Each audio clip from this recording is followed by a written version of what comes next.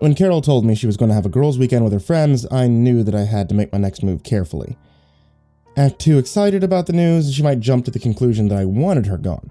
Act 2 disappointed, and she might get the idea that I actually like to spend my Friday mornings watching flip-flop reruns. No, I knew that I had to play this one cool. I told her it was fine. Not to worry, I said. I would handle things at the house. Go have fun with your friends, I told her. Enjoy yourself.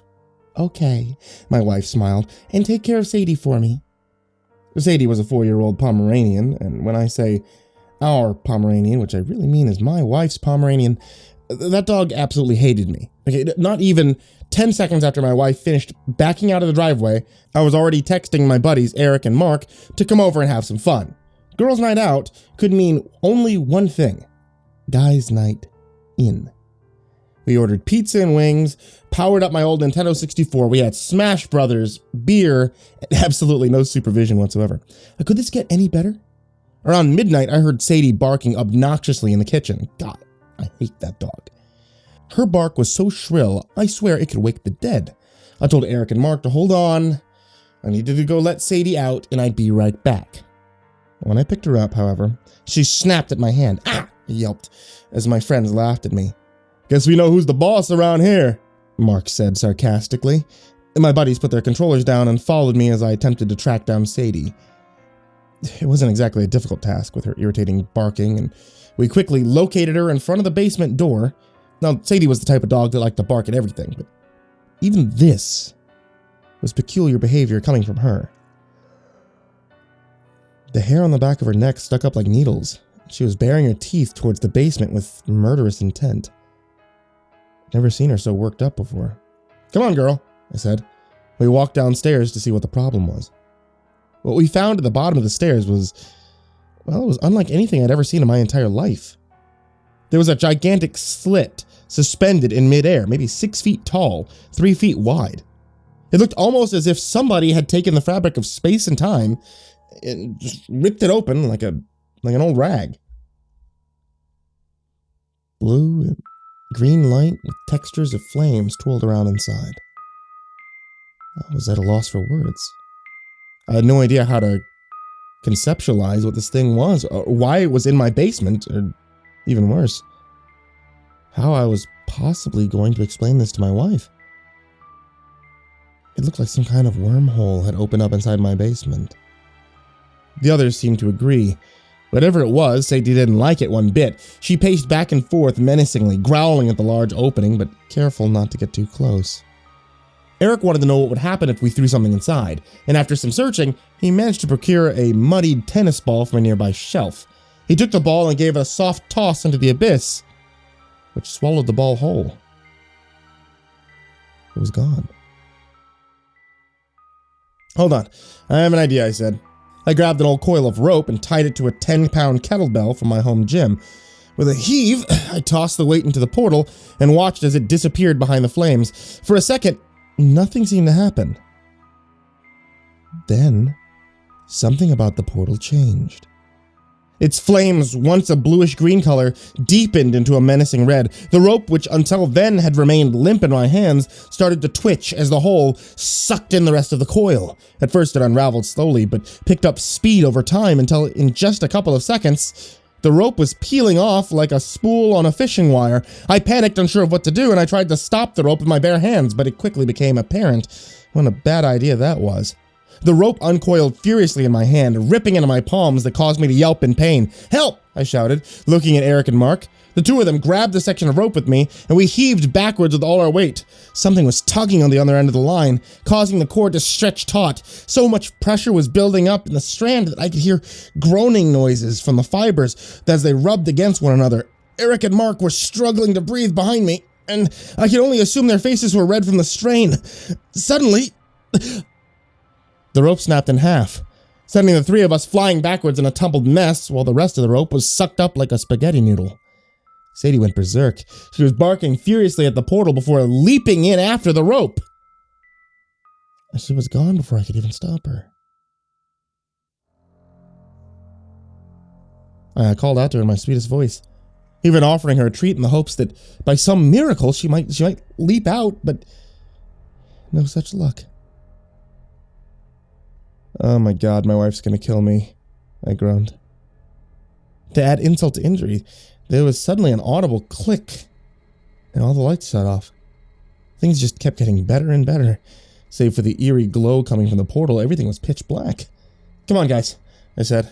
I'll reset the breaker. It was hard to see, which made it rather difficult to navigate the maze of supplies that built up over the years. Eric and Mark kept bumping into each other behind me, and one of them, I think it was Mark, almost fell over. Jesus, Mark, I heard Eric say. Your breath smells like shit. You ever heard of a toothbrush? Eric was right.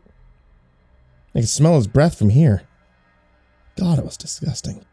Man was an absolute garbage disposal for food. When we reached the breaker, I still couldn't see much of anything, so I asked to borrow somebody's phone. I felt a stiff hand tap me on the back, followed by the weight of an iPhone perched on my shoulder. Thanks, I said. I flicked the lights back on, and flicked on the backlight to see what I was doing. Half thinking it wouldn't work, and half praying that it would, I reset the main breaker. And to my surprise, and to my amazement, the lights flickered back on. Something was changed now. I looked behind me and realized that Mark was still there, but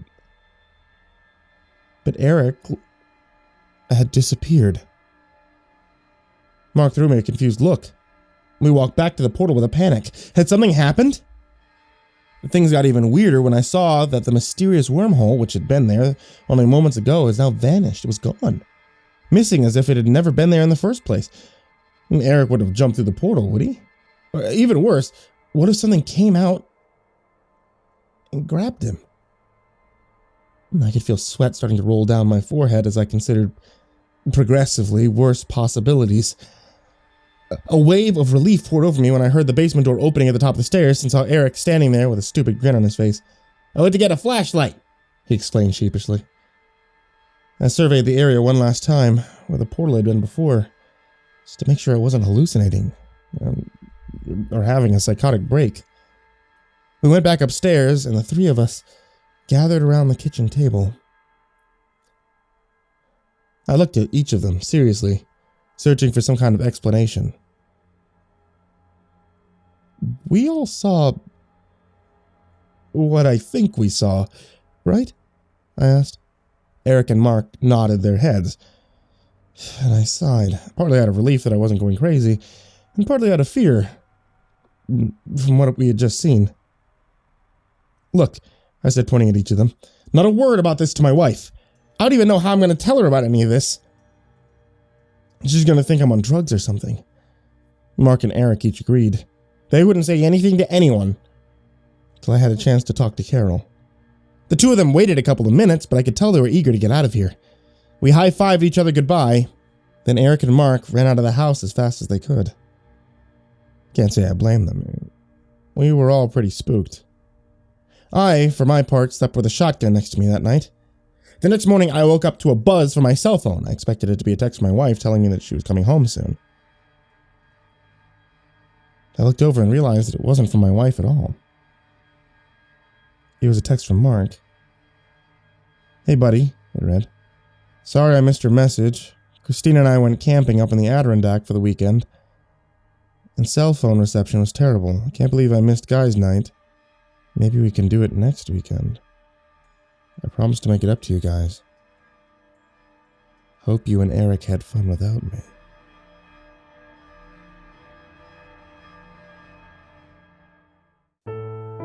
Hey there, kids. It's me, Mrcreepypasta, and thank you so much for listening to tonight's story, whether it be an episode of something, or tonight's podcast, or tonight's YouTube. If you guys are watching on YouTube, I strongly encourage you to click subscribe so that you're able to get all of the updates for the YouTube series that currently go on. And if you're not on YouTube and you're listening on the podcast, thank you for listening on Spotify or on Google or on iTunes or wherever you happen to be listening from.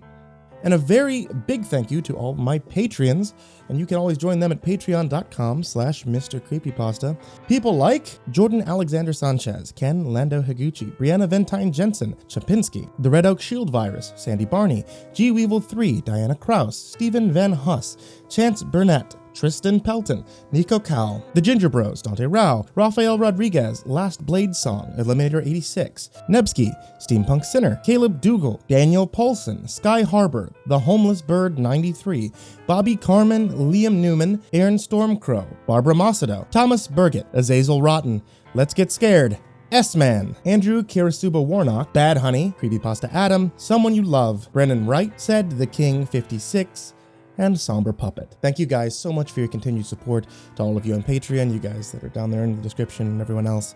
And thank you all for listening and watching and being subscribed. Sweet dreams.